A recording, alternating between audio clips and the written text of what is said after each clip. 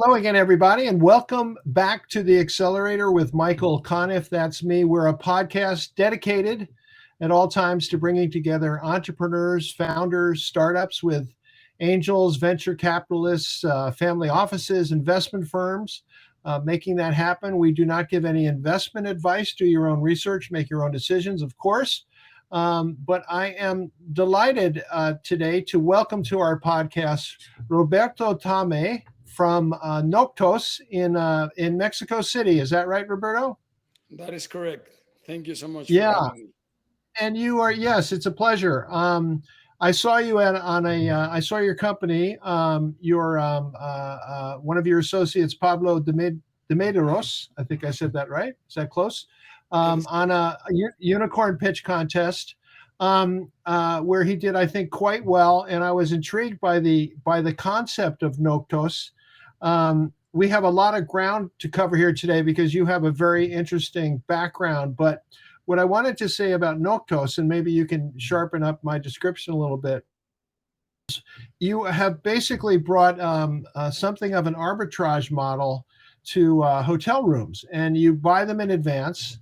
You rent the rooms in advance, I guess I should say, and then you sell them to corporate travel departments and others who want to control their costs. Is that essentially the business model?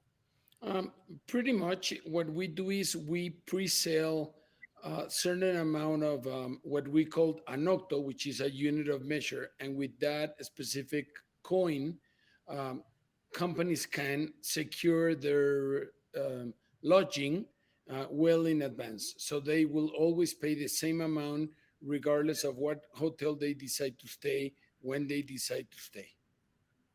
And what's one of the many things that's interesting about this to me is that you actually were operating an extended stay hotel chain when the pandemic hit.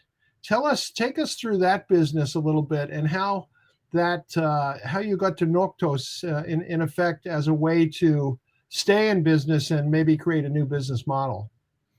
Sure.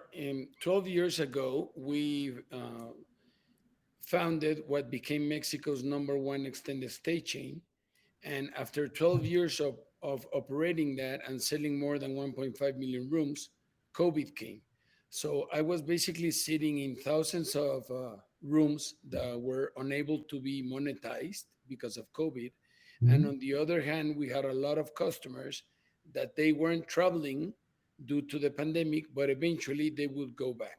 So, in order to try to keep those customers within our network and try to monetize the rooms that we were unable to sell, what we decided to do is analyze the data over the last years, and then went back to the companies and said, you know what, sometimes you pay, let's suppose, $10 for a room, sometimes you pay five, but on average you paid this much. So why don't we kind of pre-sell you the a specific amount of nights, so regardless of whenever you decide to go back to travel, you will always pay the same, and regardless of what city or what hotels you want to stay, then eventually it will always cost you the same, so you will have predictability and savings within your travel spends. So And companies like that, and that's basically what we decided to do, saying, you know what, if this applies to many companies and it also applies to a lot of hotels, why don't we just scale this up? So that's how Noctos came into the scene. and I assume what they liked about this was the ability to control their costs. It was the ability to control the cost. It was the ability to have one single stop shop for every accommodations that they might need. It always also bring them a lot of savings because, as you probably know, 12% of travelers are business travelers, but they represent 75% of the industry profits. So usually a business traveler ends up paying seven times the average. So a lot of times business Hmm. travelers have to pay a lot more just because they travel on business. And nowadays with dynamic pricing, nothing has to do with supply and demand, but it has to do with a lot of where the travel is coming from. So for example, if you book a hotel through Expedia or through Booking out of Park Avenue, you will get a different rate than if you do it from Queens, right? So algorithms pick that you're a business traveler and automatically they will charge you more. I didn't realize that. I spent a little bit of time in the travel industry at American Express, but it was a long time ago. I don't think they had quite figured any of that out yet. But obviously you have. So you were really truly a hotel operator first before you got into this part of the business. Absolutely. I was an operator. And before that, we launched a finance company out of Mexico City in 2001. And we were doing microloans. And we sold that business in '07. And was the opportunity for us to bring the finance business, okay, with an arbitrage platform and an arbitrage model into the travel industry. So now we are not a part of the travel community in the sense that we do not operate any hotels or what have you. We're hotel agnostic and location agnostic. We're more of an arbitrage, a financial player. And is that an unusual position in this industry? We know, and maybe tell us why that is different from a Priceline, a Kayak, a TripAdvisor, those kinds of platforms. Well, if you do want to book a hotel stay, you have thousands of alternatives, like the ones you mentioned, or you could go through a travel agency, or you just can Mhm. go straight to the hotel website. But when it comes to fixing the price of your accommodation, that's basically non-participants at all. No, so the industry focus on mainly a kind of a commission-based model Mhm. instead of fixing the price and me as a company bearing the financial risk of taking away the volatility out of those prices. I see. And now, another thing that's interesting about you, Roberto, I think, is that you are an entrepreneur who has had multiple exits, multiple successes, but you've also had others that haven't worked quite as well. So you are truly understanding of the cycle of being an entrepreneur and the challenge of being an entrepreneur. But take us all the way back to 1998. You started an internet car company that grew to be number one in Latin America, and you sold that in 2001. What was that experience like? Well, when I was going through business school, um, I I then was hired by Goldman Sachs, and then out of New York, and for a small time, and then I decided that I wanted to become an entrepreneur. So came down to Mexico, my home country, and then we started an internet company selling cars over the internet, and we kind of grew that. We had offices in Buenos Aires, in Rio, in Sao Paulo, obviously Mexico City, and then Miami. And we sold that in 2000, and it kind of was, we had some soft landing, obviously, because the bubble burst.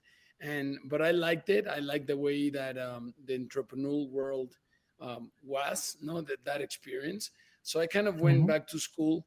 I like studying, so I went. I went to Boston, try to get a PhD, but then I decided that I didn't want to finish up with all the dissertation and that research part. So The that's when hard I part. I know the hard part, and in those times, I took kind of a couple of courses out of the Kennedy School, and then looked into these focusing on the poor and bringing these financial products to the poor with this guy that was quite famous, Indian guy called Mohammed Yunus. And then that's when I decided to come back to Mexico and started the finance company. No, we we were doing microloans. Obviously, fintech wasn't even in the radar for most companies, and we grew that. We had 60 branches, half a million loans, 1,300 employees, and Wow. yeah, Grupo Financiero Santander came in 2007 and kind of bought us out. And I didn't want to go back to the corporate life and become the employee number 284 out of Santander. So kind of went back to school, obviously, no.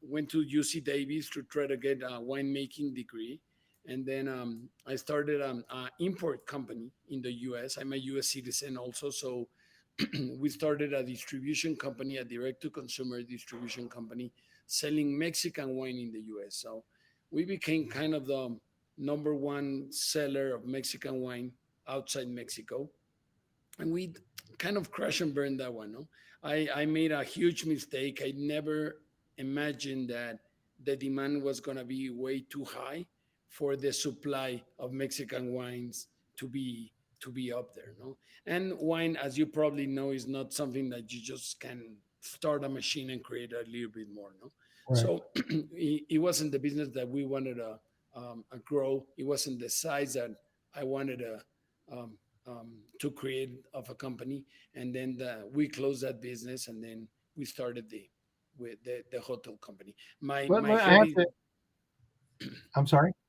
no, that my head is kind of a wired to look for arbitrage opportunities. So that's Yeah, no, I love the fact that, well, a couple things. One is that you go back to school.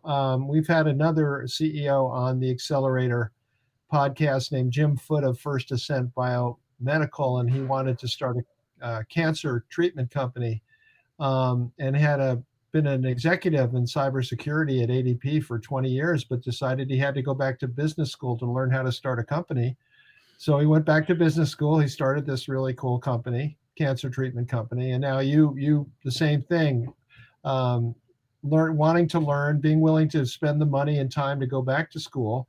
But so Mexican wine turned out to be more popular than you expected, and the demand was greater, and you couldn't absolutely. supply it. Is that what happened? That is correct. I mean, basically, as you probably know, the US is a huge market, and you have a lot of small niches. And when we kind of assess the total addressable market of Mexican wine, and then went back to Mexico and analyzed the supply of Mexican wine, probably we would have to buy the whole a couple of states down in Mexico to produce just for the U.S. market. No? So it was hard for us Um, to to to supply that demand to the U.S. market. and I assume you got. I'm just guessing now, but I assume you got into that because you must really like wine, and it felt like, well, instead of just doing any old business, I want to do something I feel passionate about. Is that what happened? It is kind of what happened. I mean, I Yeah. love doing businesses in the sense that I like being passionate about it. I've been fortunate enough by I have been quite successful, so I don't need to work for the money, which is a great advantage. And so now I tend to look for companies that I really like. I like creating stuff. I like working with people. I like Hmm. like the things that really evolve when you're having fun. I do want to have fun whatever I do. So wine for me was, I'm a chemical engineer background, so Right. wine was something that interested me. So that's how I end up doing that. No, so basically, And yes, wine is chemistry, right? it is chemistry. It's kind of chemistry, and it's art. And if you think about it, there's a lot of stuff around wine that it's around happiness. No, you cheer whenever you're happy, and you share wine with people that you love, and so it's kind of a Right. nice business in that sense. Yeah, it's funny. I knew somebody who once had a cheese shop in Aspen, Colorado, and she said she had a whole philosophy about how cheese was the one thing that touches everyone in the family. you know, everyone has different kinds of cheese, so Yes. it's a funny way to think about it, but it's certainly true. Now, let me ask you this question because as somebody who's had successful exits, um, and also crashed and burned, as you said. What did you learn from the success, and what did you learn from the failure? And was it that different?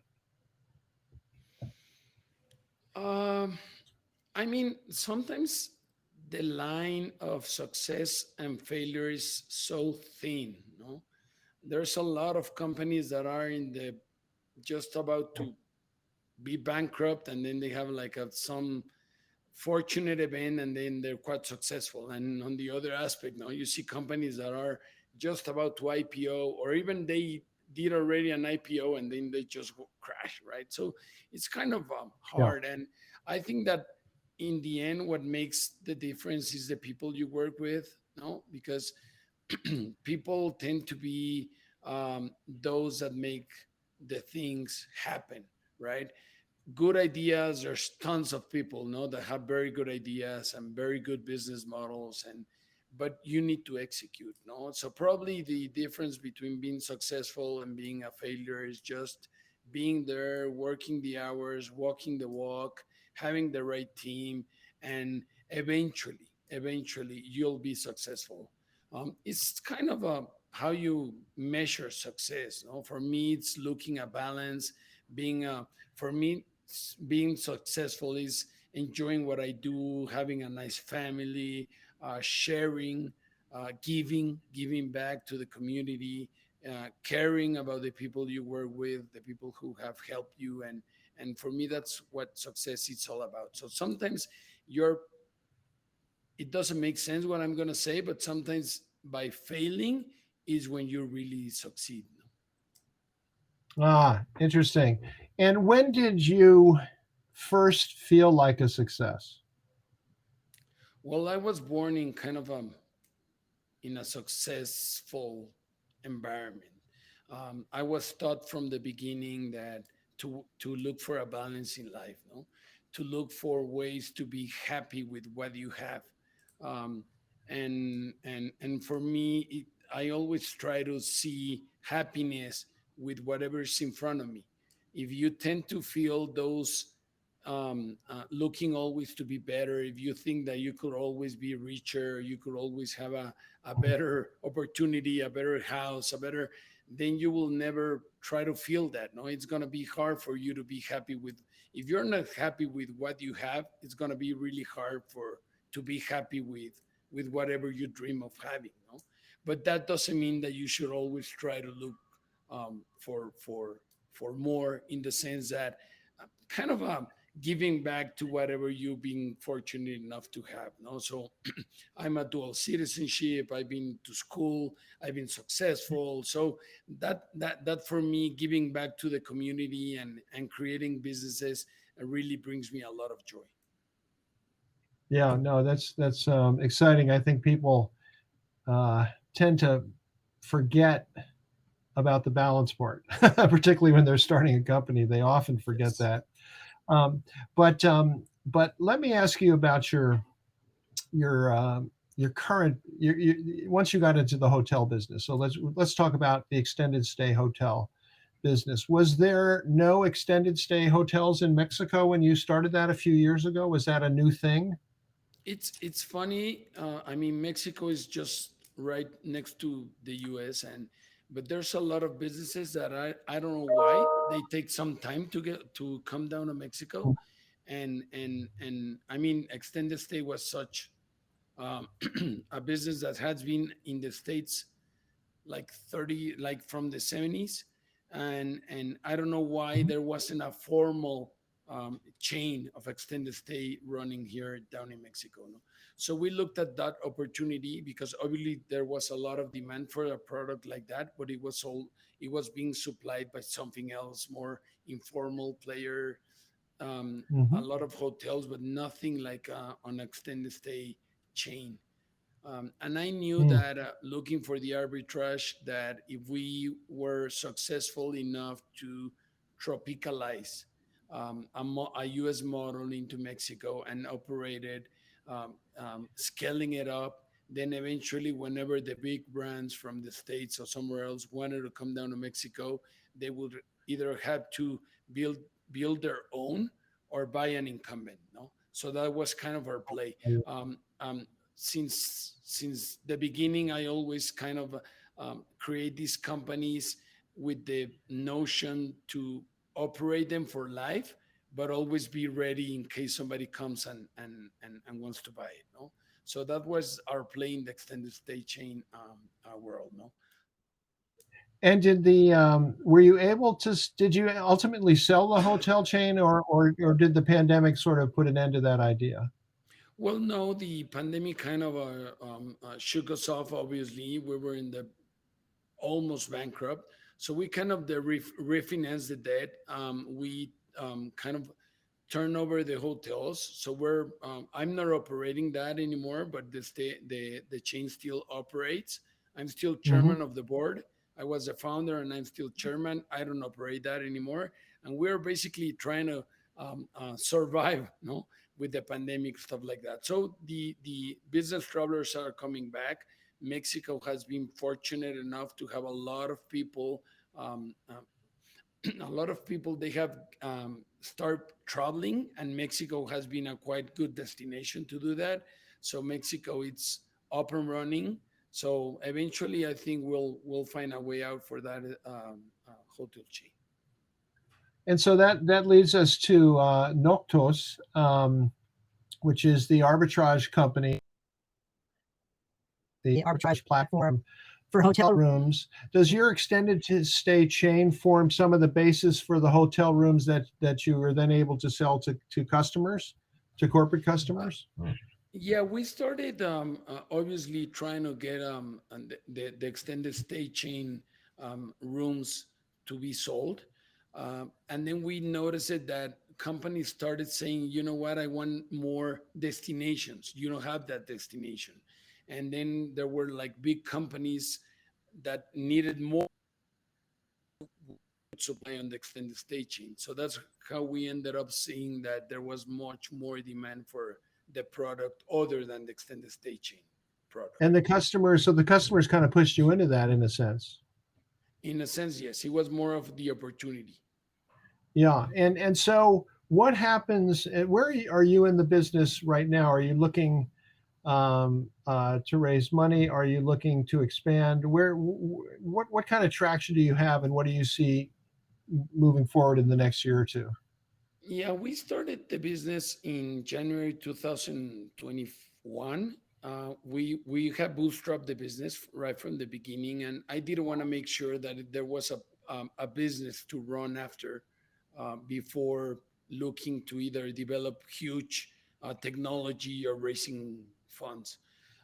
And after we noticed it that there was a lot of demand for our product, um, with the type of business that we have, we're kind of a fintech enabled travel service, if you might think about it. And for Yep, example, yep. we noticed that for other fintech companies going abroad to a different country, maybe they need regulation or something like that, or some other tech company that goes to a different country, they might need to establish some type of infrastructure.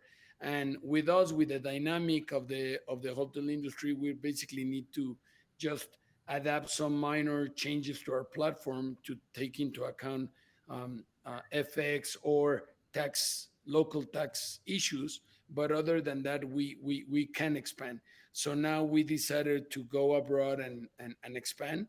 So we're basically, yes, on the process of raising funds. We look to we have just started running a couple of pilots to see what country in Latin America is going to be next, and we might start running a U.S. pilot to see if the U.S. market could host our business. So this would be new to the U.S. market. This kind of arbitrage. I yes, definitely yes. It would be new to to the U.S. market. We don't know if there's a company out there trying to do the same. Nowadays you never see somebody coming, and when you notice, they're huge, right? But Yeah. as we know, and the research that we have done, there's nobody doing something like this. We know there's a company called Hopper, and they're kind of selling airline tickets, stuff like that, and they sell like an insurance product. So Oh, you can buy an insurance just to freeze the price of your travel ticket for quite a while. So it's kind of a what we're doing in the sense that you get a fixed price, but it's the other way around. You buy the ticket and then you buy an insurance for that price not to fluctuate. yeah. That's a whole nother headache, right? The It is airline a whole yes, pricing. yes. Yeah, it's just so maddening. It's hard to figure out who's doing, why they do anything. But we're talking with Roberto Tame. He is the CEO of Noctos. I'm Michael Conniff. This is the Accelerator, um, a podcast dedicated to entrepreneurs and founders, startups, VCs, angels, family offices, investment firms. And it's great to have Roberto here because you have a wealth of information. I think you might even go into the self-help business, Roberto. How about writing a book giving some speeches, telling people how to live the balanced life. That could be next for you, I think. I don't know. I don't know. I mean, I don't know. I don't know. I'm tend to be under the radar guy. I Hmm. like to remain being humble. I'm, as I told Hmm. you before, I'm quite grateful. I don't think sometimes I don't even think I deserve this. No, so I mean, I would love to try to help people, but I don't think that I'm up there just to write a book. So as you're in the midst of Noctos, so maybe this is a little premature, but I have a feeling that you have about what, a half dozen other businesses you'd like to start. Absolutely, my head's always spinning. Always, but you know what? That I'm not very good at doing multitasking. No, so Oh, I'm that's kind of you're lucky. You're lucky. like narrow focus because I think that focus is quite a thing that you need to develop. There's Hmm. people that are very good at doing too many things. I'm not one of them. So I kind of focus on whatever I'm doing. And for me, Noctos now it's 100% of my time in terms of business, right? And I do want to keep a balanced life. So for me, focusing on getting Noctos out of run up and running and try to be as successful as possible with a big opportunity. Now with technology, the thing that has changed over the years, like for me as a business person, is that I mean, you could have like a company 20 years ago and the boundaries were quite limited. Now with the technology, you can bring these businesses up to the world now, no? So it's much easier now in terms of scalability. Obviously, Yeah. there's a lot of challenges that comes up with that, no? But now having a good business and being a scalable business is quite a challenge, but it's very attractive. So You that's know, this what we're this trying this to do. might be a good thing to end on, Roberto, because I think many. I'm certainly like this, but many entrepreneurs have a really hard time focusing on one thing. I mean, I when I speak founders, I mean, I think just as recently as a couple of days ago, I said to somebody, "Do you realize how hard it is to be great at one thing, and you're trying to do two things? I don't think you can do it. I think you have to try one thing." Um, and so focusing is extremely difficult. How do you not get distracted by ideas that are nonetheless percolating in your subconscious or in your conscious for that matter? How do you stay Well, focused? I guess it's a little bit of experience, no? I mean, I've been there, done that, and obviously I made a lot of mistakes. And one thing that is good is just focusing on what you're good at, no? And then trying to get people that can complement with the parts that you're not good at. No, so Hmm. sometimes when you're surrounded with a good team and you obviously you try to listen to them, and then a lot of the times they will notice that you're diverting from the original course. Hmm. And nowadays, I mean, whenever everyone has an advice, right? And it's funny, but this the entrepreneurial world and raising money, whenever you talk to an investor, everyone has a different idea, and it tends to be funny, but a lot of people they don't even know what's going to happen, right? So you have these very smart people, quite successful people, and you can see them in the same table and they will have probably diverting ideas, no? So it's kind of being there, trying to be humble, trying to listen, and then just focusing on whatever you believe, no? And being patient enough to see the results. And that's something I guess that I mean I see it with my kids. I have two boys, Juan Pablo, he's 21, Diego is 19, and the new generations in a lot of things are quite impatient. No, so sometimes you just need to wait, and then you'll see the results. So I So don't know. true. Being It's quite patient, hard. always good advice. We've been talking to Roberto Tame of Nocos in Mexico City. This is the Accelerator with Michael Conniff. It's great to be here again with some incredible insights, I think, into the entire experience of being an entrepreneur. And Roberto, we want to thank you so much for joining us. We've really enjoyed this and hope you come back and tell us the fate of Noctos when the time is right. I would love to be here whenever you host me back. And thank you so much. Thank you much for the opportunity. Thank you, Roberto. This is the and we'll be back before you know it.